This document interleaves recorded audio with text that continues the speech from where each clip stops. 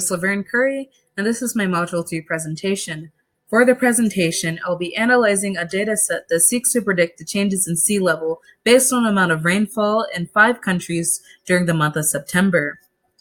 Before I begin, I want to explain that instead of following into the mistake that King points out, which is testing hypothesis that my means are equal, I will instead be using 2 tests, the ANOVA and the multiple regression and correlation, or MRC, to analyze my dichotomous variables.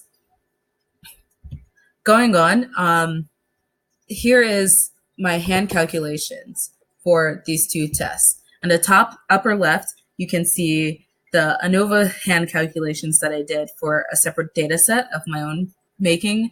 And my regression calculations are on the bottom left, and they continue on to the right page.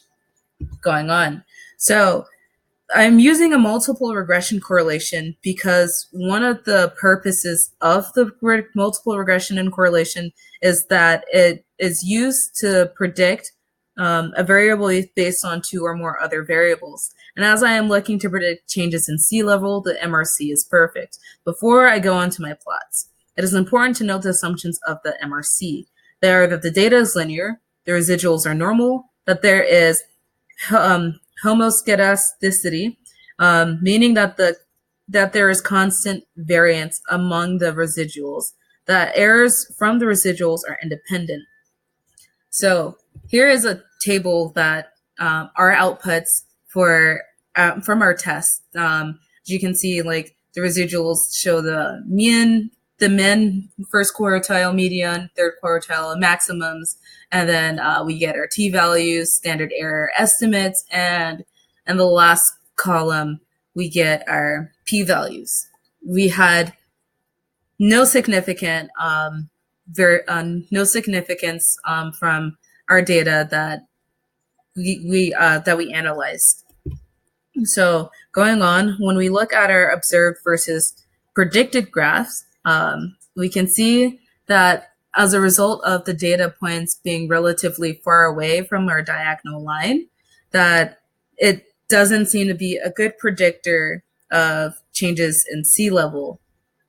Moving on, when we look at our residuals versus fitted graph, we can see that although there are a few outliers, 26, 20, and 14, the red line is almost completely horizontal, indicating that our data does show a linear pattern to a certain extent. For our normal QQ plot, even though we still do have those same outliers, the points, we follow a relatively straight line, which is that dashed line that we see. This means that we can assume that our data is relatively normal. And our scale location graph, we can see that the line is not horizontal, indicating that our data is non-homoscedastic. That just means that, and I mean that there's a way we could have potentially resolved that issue. And that way is just, using a log or square root transformation on our y variable and that could have potentially solved the issues of the non-homoscedasticity. So looking at our last graph, the residuals versus leverage, we know that our data is affected by strong outliers, which is why our red line curves upward to the outlier at 26, and then drastically falls down at the points where our outliers are present, 28 and 14. The reason for our outliers could have been due to us improperly inputting our data as the month went on, or we just got strange numbers that didn't align with everything else, which is why our distribution looks off. So now I'll be going over an ANOVA that we did for the same data set. However, this time we are looking at the amount of days between rainfall periods. ANOVA is helpful in this situation because it helps us test if our experimental groups differ significantly. Before I continue, I'll begin talking about the table that our ANOVA test outputted. Again, there are still no significant differences and the period of, or in the days between rainfall and the changes of sea level that we had. So going on,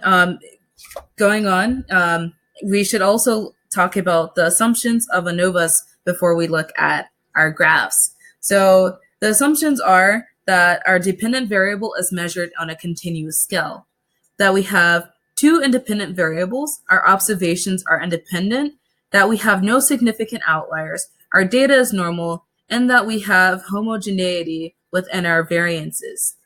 In our first graph, we can see that the data does not seem to be a good predictor of changes in sea level. In our next graph, residuals versus fitted, we can see that our data has a few outliers, 26, 8, and 4, and it does not follow a linear path. In our normal QQ plot, our data points, aside from 8 and 14, closely hug our line, indicating normality. Our data in this graph is, in our scale location graph, our data is non-homoscedastic as the line is not straight. And lastly, it looks as if our it looks as if our data again is moderately affected by our outliers, which is why it's not a straight horizontal line. And again, that may just be because of improper data entry. So although we had,